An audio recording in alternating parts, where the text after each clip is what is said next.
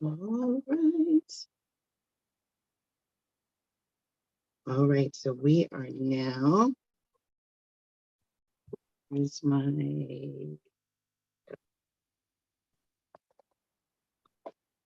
all right, everyone, I am trying to get to our correct screen.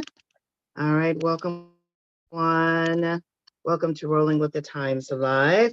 This is episode 10, and we have an exciting evening in front of us.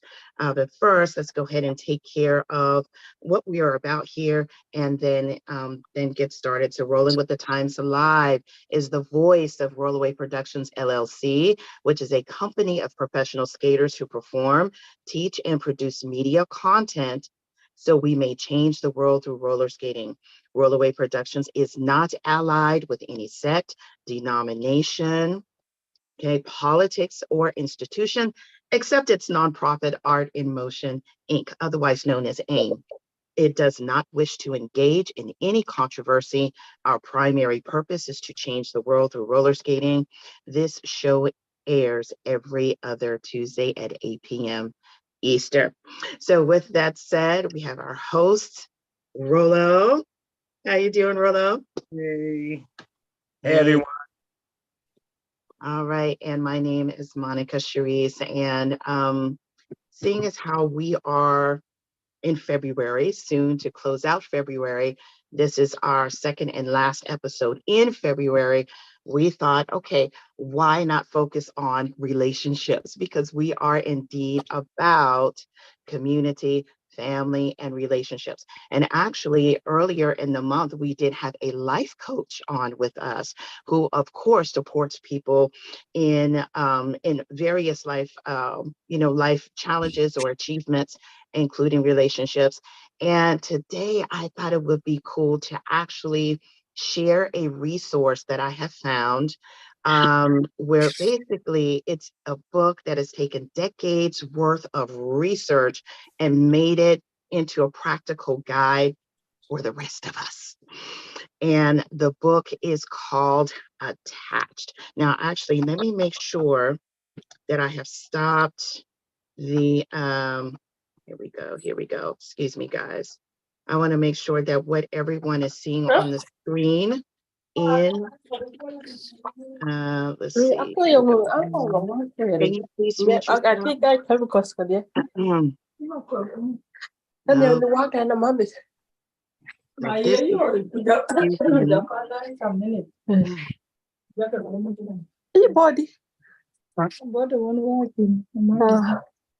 We're going to take care of that.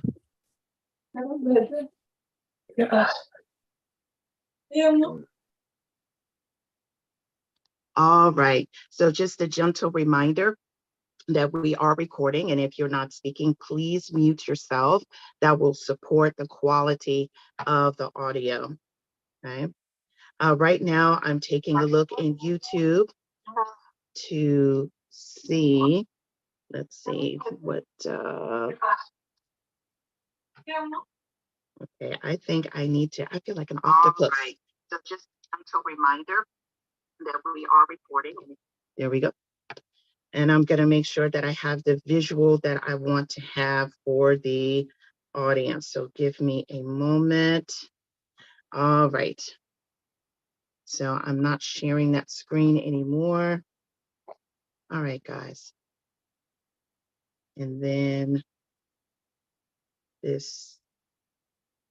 So here's what I just discovered, guys. I am where I was signed in and had a presentation kind of ready for you. Somehow it got kicked out.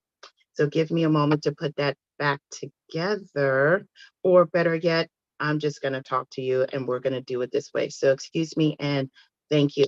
So the book that I'm presenting from tonight, it's called Attached, The New Science of Adult Attachment and How It Can Help You Find and Keep Love. Now, this book was published back in 2010. And so that's, a little bit ago. But as far as research is concerned, it takes many years, sometimes decades, for what the researchers find to actually make its way to the general public. And so by the time we hear about what we know as humans about how we even function, it's actually been around for a while. So what I'm going to talk to you about tonight actually came to the forefront truly back in the 1950s, and then was built upon by other psychologists.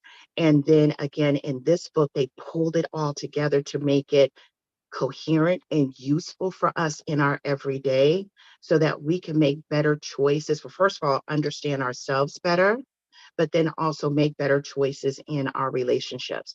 And really, our romantic relationships are the foundation of everything. That's the foundation of your home. It's the foundation of your family. Just put it that way.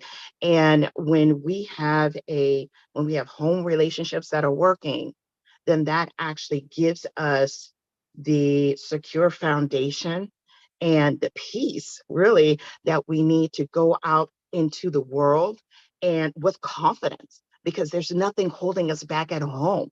And we have the bandwidth to truly give ourselves and to produce and create in the world, because we're not back here fiddling with, all kinds of static or resistance in our lives. So really, this comes down to a quality of life issue for all of us, regardless to what kind of primary relationship you have in your home, right? So, all right, here we go. Now, as I said at Rolloway Productions, we are about community, family, and relationships. And there's a purpose for this particular resource source. What they say is, number one, they wanted to take years of attachment research and put it into a practical guide so that people can find a good relationship, improve their existing one, have a practical resource guide for everyday life, and to have some guidelines and advice that you can use that can actually change the course of your life.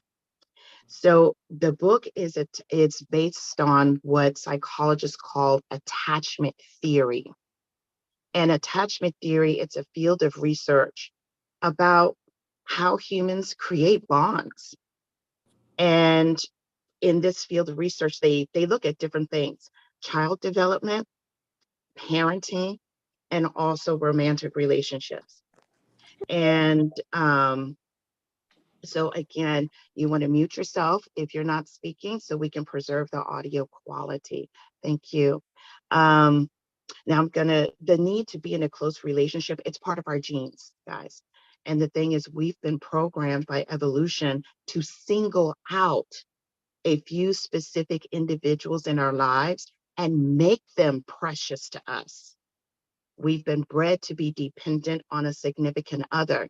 And the thing is, it creates an advantage for survival. So how we just go about it in different ways. And so tonight is really about this. What are the different ways we go about it as people? Can you identify your default way of handling attachment? And if you perceive that you need to make a change, can you do that? How can you do that? Are you stuck? And so I wanted to put all of this on the table. Now, the main idea is this. Adults show patterns of attachment in their romantic partners, similar to the patterns of attachment of children with their parents. And when this theory first came about, people thought that, okay, it was really about that. It was about the nurture part, right? It's all about the parents. If the parents were secure and loving with you, then therefore you would be secure in your relationships as an adult. But what they have found since then is that there are many factors. Yes, how your parents treated you is a factor, but it's not the only one. And throughout the book, which looks like this, okay, throughout the book, there are different factors that are mentioned. So there has been a link to something genetic that has been found. There is a link to parenting, but also there's a huge link to life experiences. So this is something that attachment is, they say it's plastic. It's like it's something that it's it has a form, but at the same time, that form can be made to take a different shape according to your response to life. And our participant who came in as T said, this is a very good book. Yes, it is. It has been life-changing for me. Okay, let's move on. So, okay, what are the attachment styles? Okay, what are they? Now, if I were to go through the styles here, really, you have your secure, and then you have various forms of the insecure. Okay, and for those with a secure attachment system, they feel comfortable with intimacy, and they're usually warm and loving. So when I say system, I use that deliberately, and they do so in the book, because again, this is something biologically programmed. There are different areas of the brain that literally work together that form this bonding system. And for each of us, they're calibrated a certain way. So then for the insecure attached, you have the anxious, those with an anxious attachment system. And who are they in general? Those with this kind of system crave intimacy, are often preoccupied with their relationships. And I'll get into that a little bit more. And they tend to worry about their partner's ability to love them back. And then there are those with the avoidant attachment system who equate intimacy with a loss of independence. And they constantly try to minimize closeness. This is a very active thing. So this is the kind of person who may, yes, want to feel close, but there's something in them that compels them to repress that and hold it down and keep a distance because it's threatening to their system. So what I want to do at this point, and I think this will be an effective way to support you in maybe identifying either yourself or people around you, is to read a description of each style. And I don't know, this might be something you might want to take notes on. Maybe I can create, like, I was going to say Cliff Notes, but Monica Notes on that might support you, or maybe even open up a pop-up discussion group on Facebook. I could do that. But what I'm going to read you right now comes from page 65, which is Cracking Others' Attachment Style Cheat Sheet. Okay. So I'm going to pause right here for a second. And for the, was it T who said that this is a very good book? When did you read this book? I read it last year. Actually, a friend of mine sent it to me, and she told me that I should read it after I ended a breakup. Mm-hmm. And did you find it actionable? Like you could take what they said and use it to better your situation? Yeah, it was very good. It was very detailed. It had a lot of things that apply to your personal life, where you start thinking about your upbringing, thinking about how you engage with friendships, family. So it does make you think a lot more about your behavior, and then what things that you might want to change to have better outcomes. Mm-hmm. Exactly. I found myself thinking of all of my relationships. So it's really interesting. The book is, they focus on romantic, but when you read it, you see everything. You see everything and everyone. And so let me go ahead and go through this. So I'm going to start with the secure. Okay. And even if you fall, or those or some of those fall in the insecure camp, we have the ability to work our ways towards being more secure. Another point that I have found in other research is that it is possible that you are, say, within one relationship operating anxiously, but in another one, you may in fact be more secure. So Amber put in the chat, I read it as well when I was going through what was it, rocky marriage. Yeah. Okay, so for those with a secure attachment system, and again, the focus is on system, It's on the biological or physiological setting. This isn't about personality. This is about system. And it'll drive you to do things that can hijack what you otherwise would do via your personality. Okay. So for secure, they're reliable and consistent in their relationship. They make decisions with you, and they have a flexible view of relationships. They communicate relationship issues well and can reach compromise during arguments. They're not afraid of commitment or dependency. And they don't view relationships as hard work. Closeness creates further closeness, and they're okay with that. If you're dating, they'll introduce their friends and family early on. They naturally express their feeling for you, and they don't play games. Okay. Now we're going to move over to the insecure camp. And again, remember, those are operating in an insecure way. We could be talking avoidant. We could be speaking anxious. And then there's another smaller group that is known as anxious avoidant or disorganized, like they have features of both. Okay, so for the avoidance, okay, they send mixed signals, okay, and they value their independence greatly. They devalue you, okay, or you will hear them devalue previous partners. So this is either jokingly putting you down or making, joking or just, statements that put the other down. They use distancing strategies, emotional or physical. And they emphasize their boundaries in the relationship. They tend to have an unrealistically romantic view of how a relationship should be. Like, so there's some kind of idealization going on. They're mistrustful. They fear being taken advantage of by the partner. And they have a rigid view of relationships and uncompromising rules. During a disagreement, they need to get away or they'll explode. They don't make their intentions clear.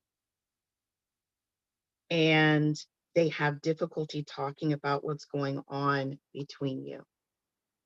Now, I'm going to switch over to the anxious camp, and you'll see they actually are like the inverse of each other.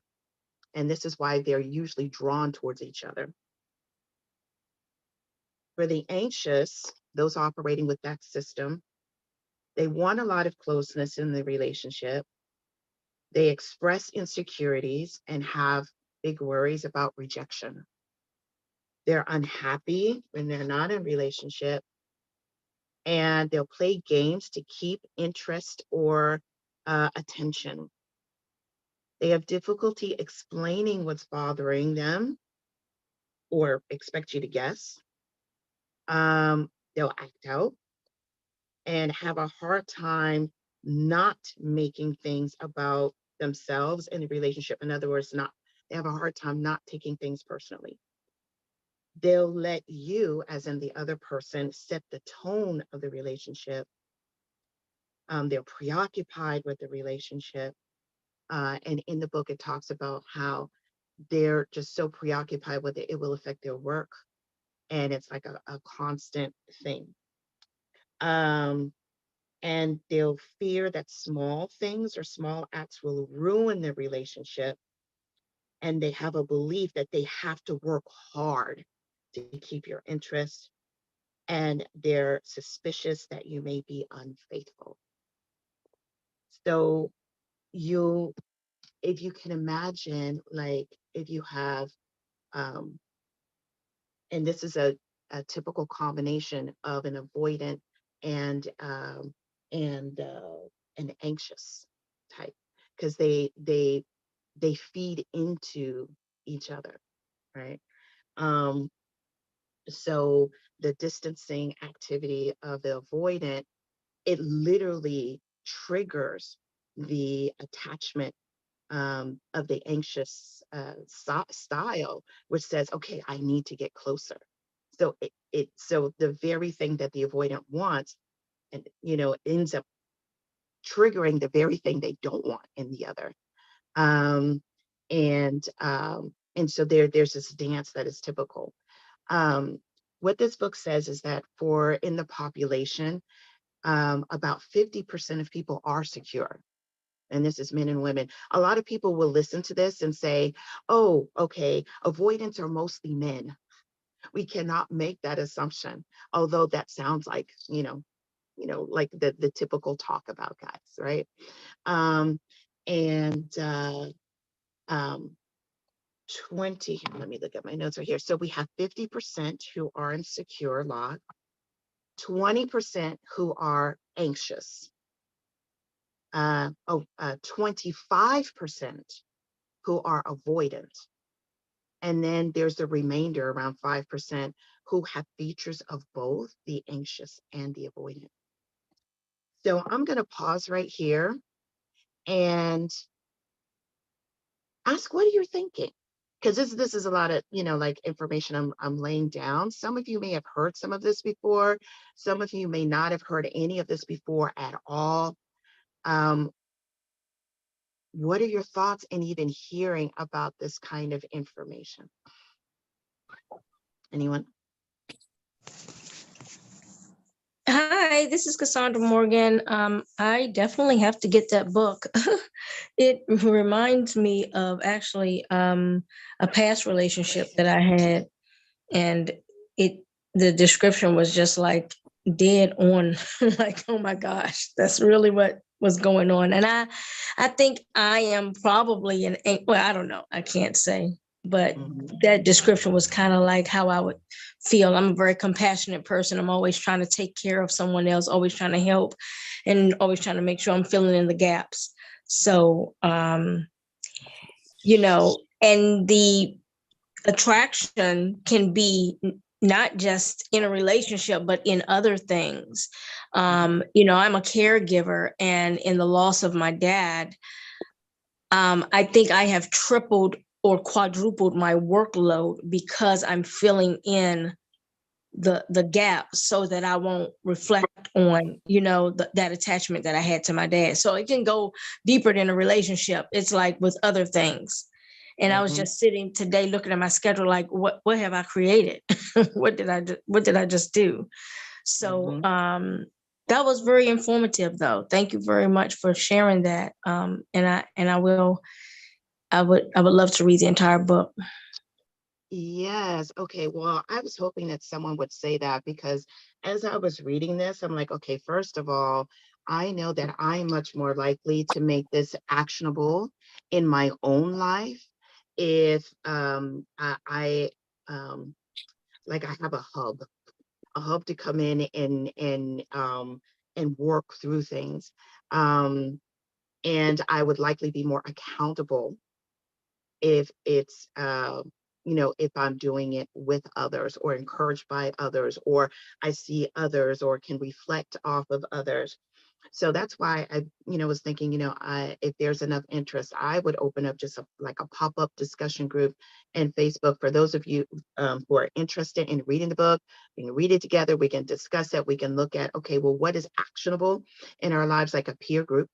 If there's anyone here or who will come in who is an actual licensed therapist and all this kind of stuff, who wants to add some additional goodness to the situation, I would absolutely enjoy that. But think about that, guys. And then before we close out today, let me know if you think this would be something that you would be interested in, because I think it is something that's worthwhile. Okay, anyone else? One more thing.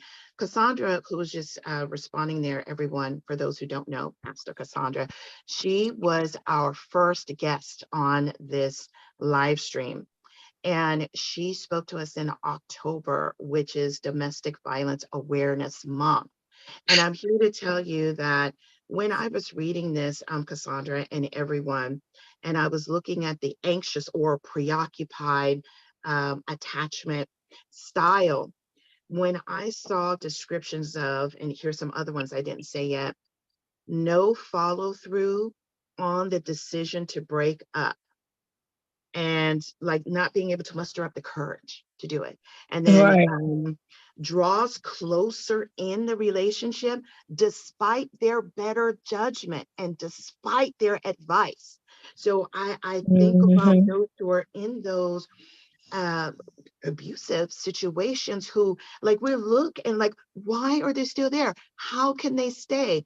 But what I got out of this is actually there is a biologically wired thing happening that they Mhm. haven't overcome in their system, where they're primed for drawing in, drawing Mhm. in. And the more the avoidant does this, or puts them down, or beats them up, or whatever it is, right?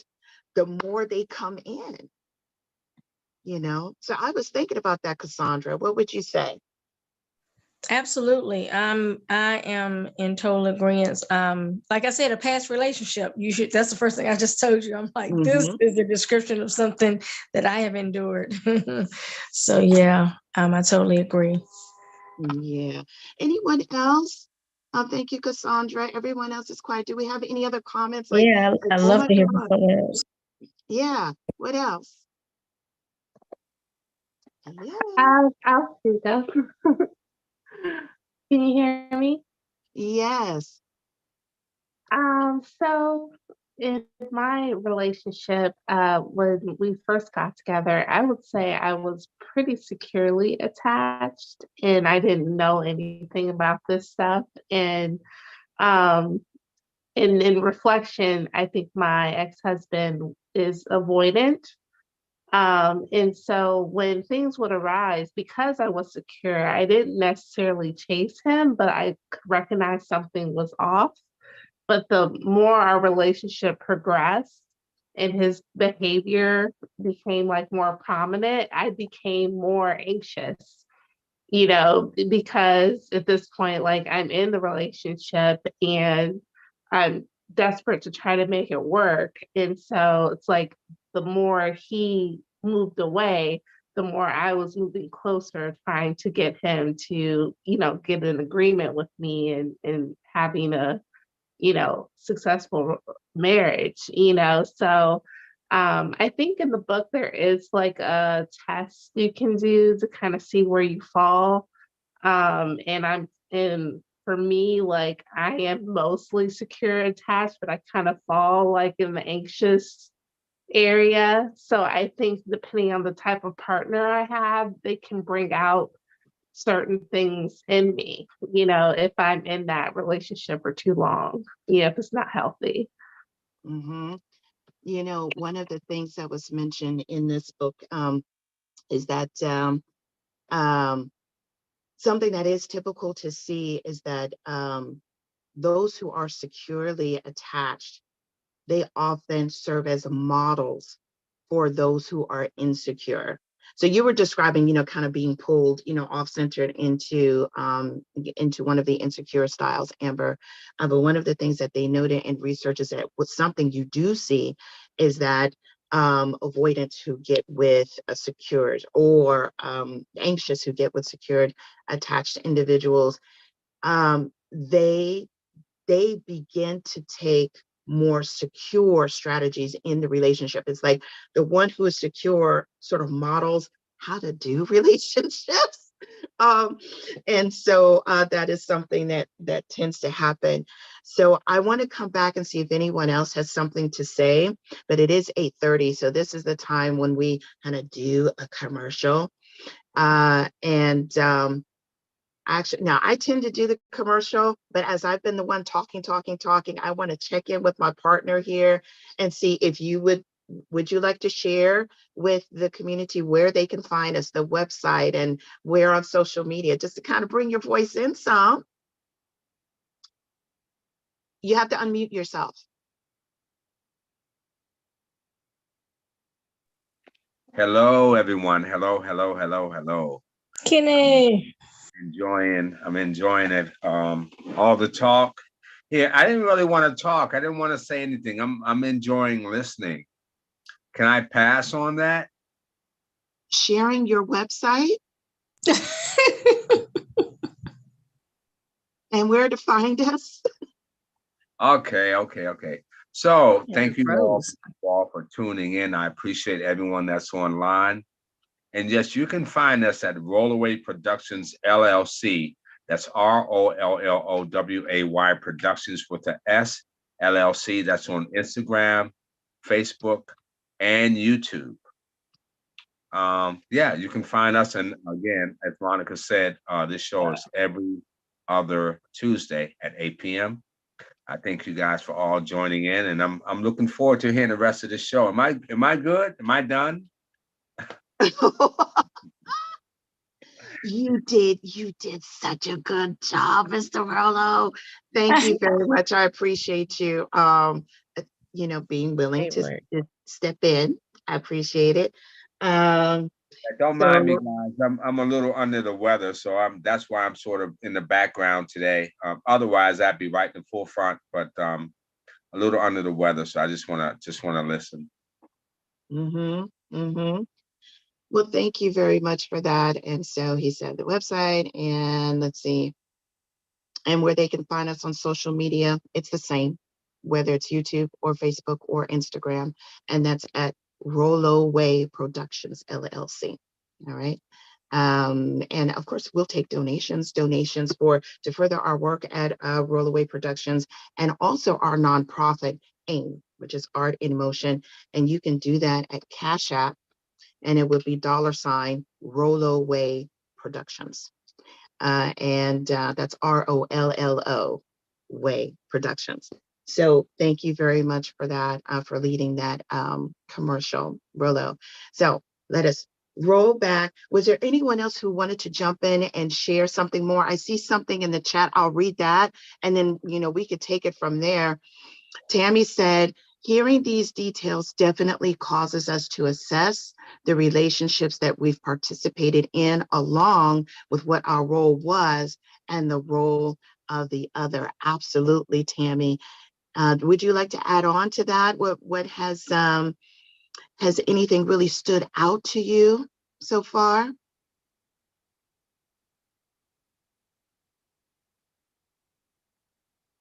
How come I can't hear you, my dear? Let's see. Does anyone else hear her? No, Okay. Can't hear you.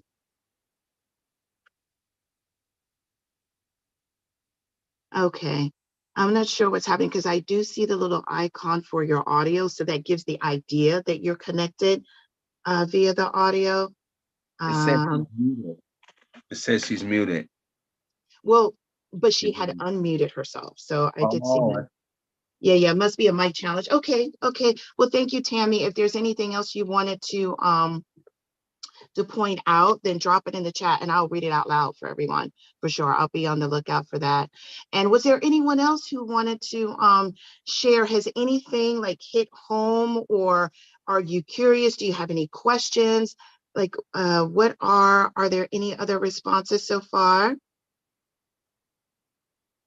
Roxy, Deborah, who else we haven't heard from?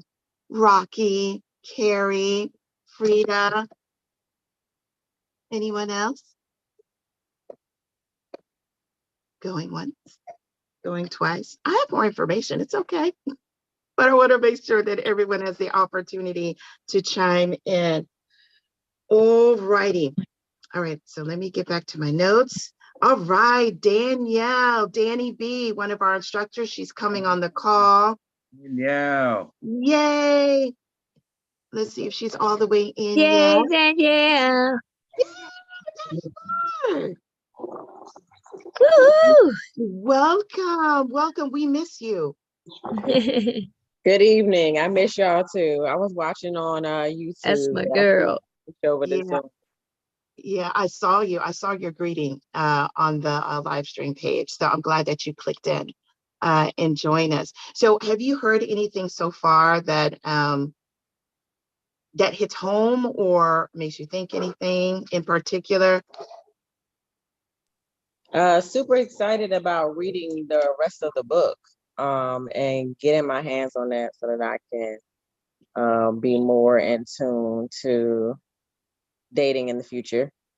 Mm-hmm. Mm-hmm. Yeah, I have found it, like I was saying, I see it in all relationships, honestly. It's just like it's not just about okay, relationships of the past, but marriage. I have a business partner. I see some strategies there. Like, okay. I see when stuff, like how I can do things better when I seem to be acting insecure or whatever. I really do see that. And then I am an educator as well. So I have 126 students or some such like that. And I see patterns, amongst my students, actually. So that's a whole nother line of thought. How does this show up in the classroom? There's something that someone dropped in the chat. And we have Deborah who said, I have heard of the book and I am definitely going to be adding it to my reading books this year. And Tammy said, I just added the book via Audible and we'll start tonight. Yes, let me tell you something. I have my hard copy. I have my Kindle version as well. Yeah, it's definitely a good read. Okay, so what is the advantage of knowing these attachment styles? Like, what can you do with this? So first of all, it's a very easy and reliable way to understand and predict people's behavior. And again, the book focused on romantic, okay? And romantic situation, starting with your own. Knowledge gives you power to work toward becoming more secure in relationships. And then there's a question that does come up. Is it possible to change your attachment style? And yes, it is possible. And actually, people do it organically. About what research shows that 1 in 4 people change their attachment style over a 4-year period. But here's the thing, most of us don't know anything about this attachment style stuff. So it's not like we have a point of reference. And most of us are unaware. So yes, it is called Attached. And the full title of it, thank you, Tammy, Attached: The New Science of Adult Attachment and How It Can Help You Find and Keep Love, by Amir Levine, MD, and Rachel Heller, MA. Yes, indeed. So and I'll put a link where you guys can get it. So we have that. Now, I'm thinking, given the time where we are, I'm going to turn to where it's talking about, I think I want to talk more about secure people, because really the secure people in relationships, whether they are, again, with an insecure type or not, they end up being like a buffering, like really a buffering, a nurturing for everyone, no matter what, where everyone else or the other person really is. And I think that if we learn more of their strategies, like how they think, one of the things I read here is that in studies, they found that those who have secure attachment, they simply do not react the same. They don't even notice the same things that that avoidance or anxious would notice in things that are presented to them. It's like they don't lean into the negative, and when something that is clearly coming towards them that is negative, like ineffective communication, right? So it's either coming as an attack or it's coming sarcastically or some kind of hostile way. They actually somehow look past the hostility to the actual issue. They just pause and then hone in on the issue and deal with the issue at hand, not with all the drama and static that others introduce because they're too worried about being rejected, or they kind of don't want to reveal themselves, but they want to say something, but they don't want to say something, that type of thing. Like they're able to cut through and get to what the real issue is, and then just like, facilitate resolving things. Like there's a saying I've heard, don't make the problem longer than the solution.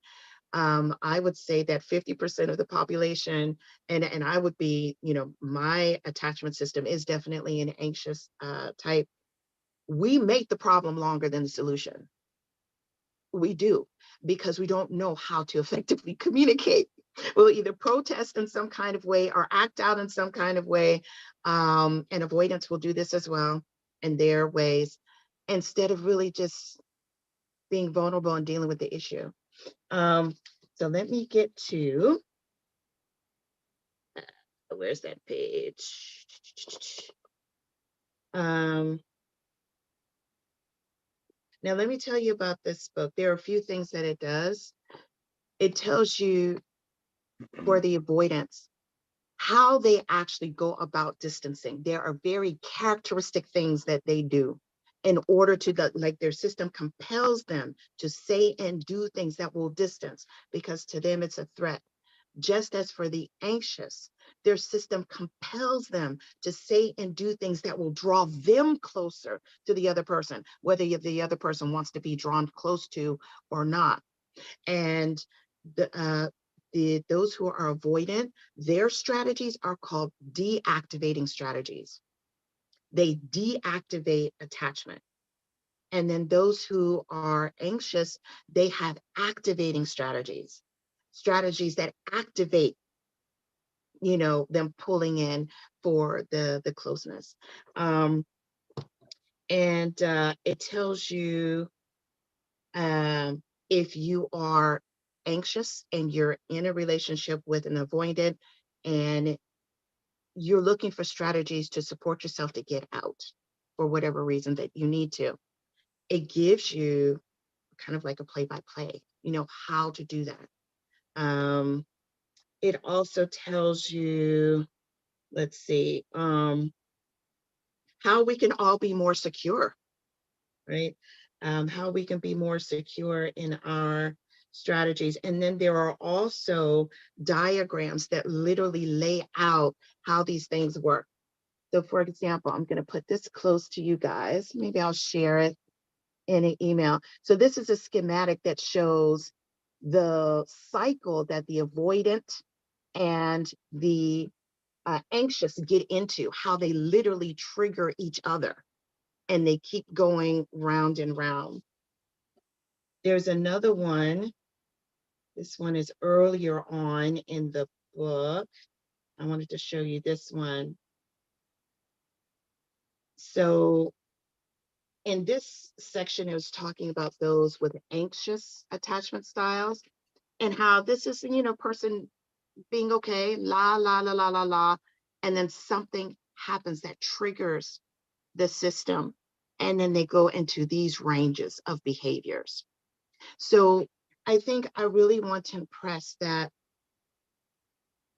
there are, like, we're living in these forms, and these forms are primed to survive however it needs to do that. And of course, it's working with ego, whose function is to survive, and the thing is that you may find yourself doing things that go completely against your personality, or things you would never know yourself to ever do, because something was triggered, you know? And when you become conscious of your habits, your triggers, your MO, when you begin to see yourself, then you can make conscious choices. And also when you have a model, this is another thing that it says, find yourself a secure model. Because remember, 50% of the population, they're securely attached. They have relationships that they navigate securely. And so we're likely to know such people around us. Find a model of a secure person, or a person who navigates a situation securely, and see, okay, how would they do that versus the stuff that you would usually do? you know? So support yourself in that kind of environment. Where are we at? 8:46. Okay. Second. Blah, blah, blah, blah, blah, blah. Okay.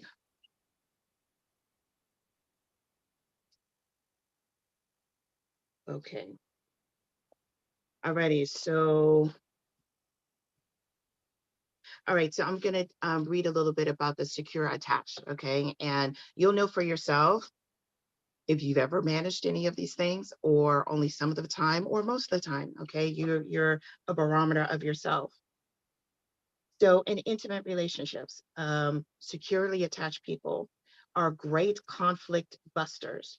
During a fight, they don't feel the need to act defensively or to injure or punish their partner. And so they prevent the situation from escalating.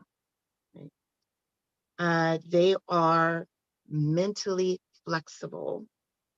They're not threatened by criticism.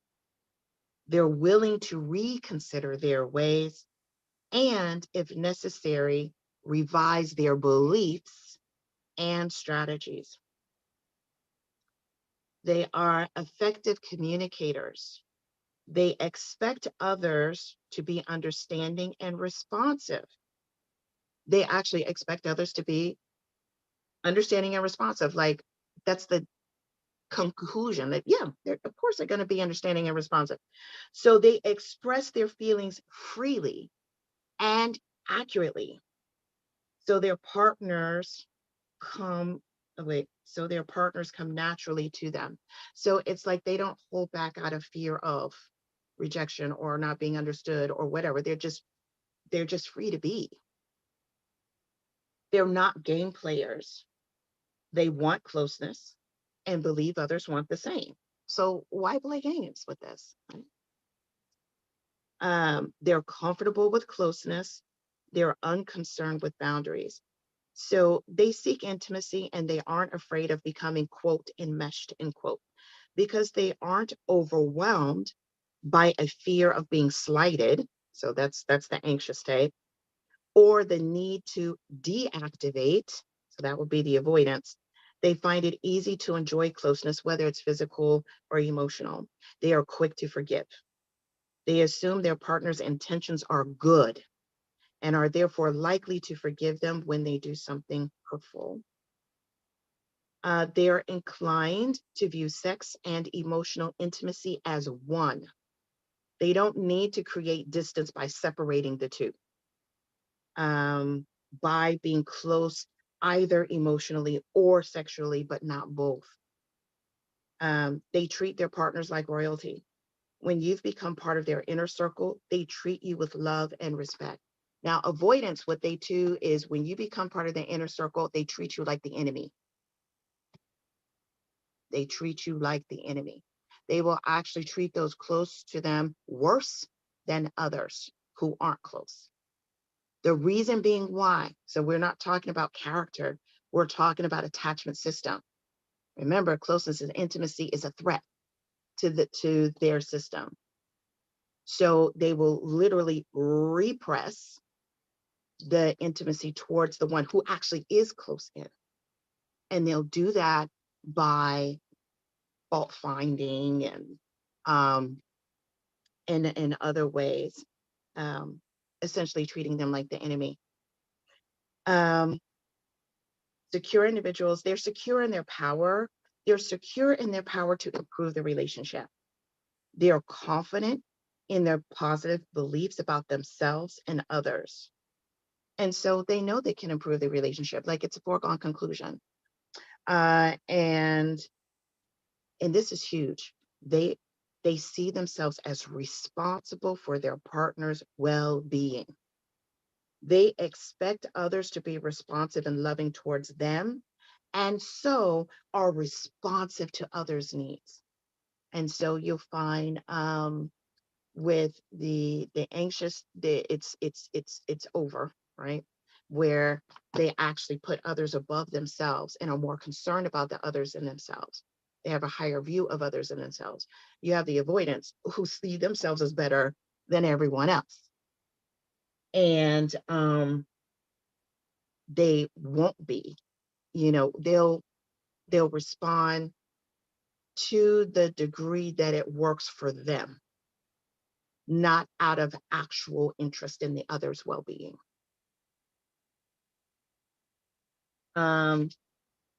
So what we want to do then is take steps that'll support us in laying down these, for those of us who are in the insecure camp.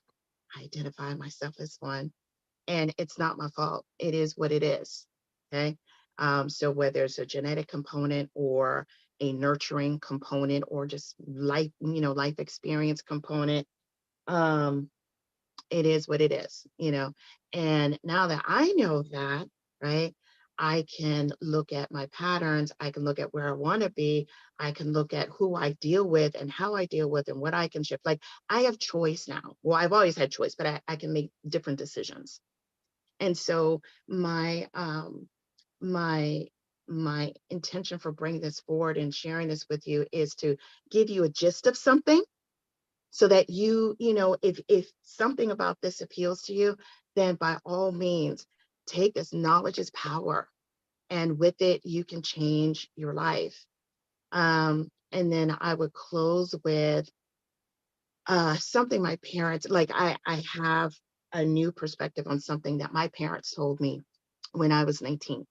My parents divorced early, and I was a wee little thing. And but my father, he came back in my life when I was 19. And at that time, of course, mom knew that he came back around. I was in touch with him and whatever. So for both of them, they were like reviewing their relationship and speaking with me. And both of them said the exact same words, unbeknownst to each other. They said, Monty, sometimes love isn't enough. Sometimes love isn't enough. And me at that age, I was like, okay, like, wait a minute, how's that? Because we're under this lure, under this, the love. And there are things that need to go with that love. Okay. And when you are aware that you're working with an attachment system that will compel you to behave in certain ways, then you will find that it's more than love that's needed. There's a lot of self-awareness that's needed. There's a lot of consciousness that's needed. And I believe that a resource like this can really support us. Now, I see some things in the chat. I'll read those for everyone. Let's see. Frida said, hi, everyone. For those of us joining late, what is the name of the book again? I missed it. Okay. And that's when Tammy responded. Yes. Thank you, Tammy. Attached. Amber, there are attachment style quizzes online if you're not sure where you fall. This was very insightful, said Carrie. So glad I logged in. And Tammy was about to say the same thing that Amber did. So would anyone like to speak at this time? We have like a couple of minutes before we actually close out. And Rollo, I know you like to, you just wanted to be quiet and you're recovering and all of that, but please, I would love to hear you say something as well. Yeah, excuse me. I thought I was on the secure side of things, but a little disappointing to find out that I might be on the insecure side of things. So that was a wake-up call for me. Very informative, and I did see a little of me on the secure side, but not much at all. I was fighting to find something, but I couldn't. So anyway, I got some work to do. So yeah, I'll be all right. I'll keep my head up. But yeah, it's good to know, half the battle of having a problem is knowing that you have a problem, right? That's half the solution right there, knowing that there's something wrong. So I have something to work on. That's all I got. I'm just that insecure guy everyday insecure guy. I'm on the other side of the 50. On the other side of The other side. Well, you know, I'm right there with you, partner. Okay, so Interesting. you're not alone. I'm on the insecure side too, partner. Okay, all right. So Yeah. you're not by yourself. They in the chat, excuse me, Amber put a link to a free quiz that will support you in learning which one you are. So that's there for you. So those of us who are in the Zoom, you can click that or copy it, you know, and paste it somewhere for yourself later, which will be awesome. Let's see, anyone else? Another couple minutes. Anyone else want to say anything? Come on, Mama D. Okay, Tawana, Cassandra. This is Tawana Davis. Hi. I'm just I enjoyed that. It was very informative, and I think I will be interested in taking the test because I heard some stuff too, and that was really great. And I appreciate you doing all you do. All right. All right, Monica, all keep up right, good all work. right. All right, thank you, Tawana. Anyone else? Roxy, Deborah, Carrie, Dioza? And What you are can drop some it in the chat too. Go ahead. I'm sorry, go ahead, Amber. what are some other topics you explore on the live stream? I'm Oh, sorry, I didn't hear. What are What was your question? what are some other topics you explore, like interested in exploring? Oh, well, we actually have a, if you will, like a default calendar, if you will, of topics for the next few months. So we did plan ahead. And at the same time, I say default because we're allowing ourselves some flexibility, right? So we may run into people or topics or situations that we may want to have a call around. Now, for myself, as an educator, as a one interested in mental health, social and emotional learning, all of that, like this is investigating these things and reading about these things and contemplating these things and striving to grow from these things. That's just my jam personally, already. And that's what I was already about and what I bring to the table to Rolloway. And so I would be very much interested in just digging even more into this, as well as other related topics, which is why I mentioned, like, okay, if look, does anyone want to do a book study? Because I'm willing to do that, take other book recommendations, let's talk, let's grow, you know, and I'd be willing to do that. Do you have are there topics, what topics or things are you into, Amber?